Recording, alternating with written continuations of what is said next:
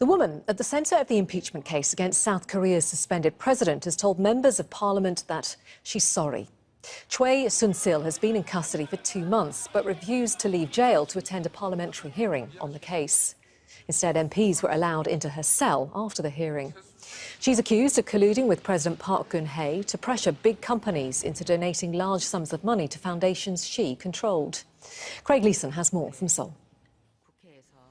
It's been an extraordinary day as these lawmakers have tried to force Choi Soon-sil to speak to them and give her side of the story in terms of her involvement with the President Park Geun-hye. She was refused to do that so far, so lawmakers decided they'll take the National Assembly hearings to the detention centre where Choi is being held. Even so, she still refused to speak to them. They then decided to charge her with contempt, and they then passed a motion that they would go and visit her in her cell. Detention centre officials refused to allow them to do that because they wanted to take journalists and a camera in to record the moment. And several hours of negotiation then began between the lawmakers and detention centre officials. That resulted in them finally allowing the lawmakers into the detention centre, but Choi still refused to see them unless they agreed not to take the cameras in.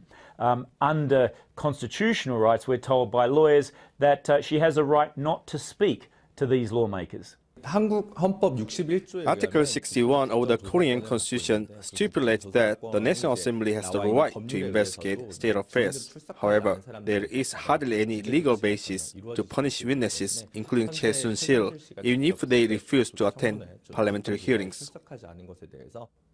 But as it transpired through further negotiation, the lawmakers agreed to Choi's stipulation that they meet without the cameras and the journalist, and that's indeed what happened. We're told by the lawmakers that Choi showed no signs of guilt, but did in fact break up when they mentioned her daughter. Now, her daughter is said to have been a beneficiary of the donations made by these large businesses to 2 foundations. In fact, it's alleged that one of these donations helped buy a horse worth millions of dollars for Choi's daughter to compete with in equestrian events.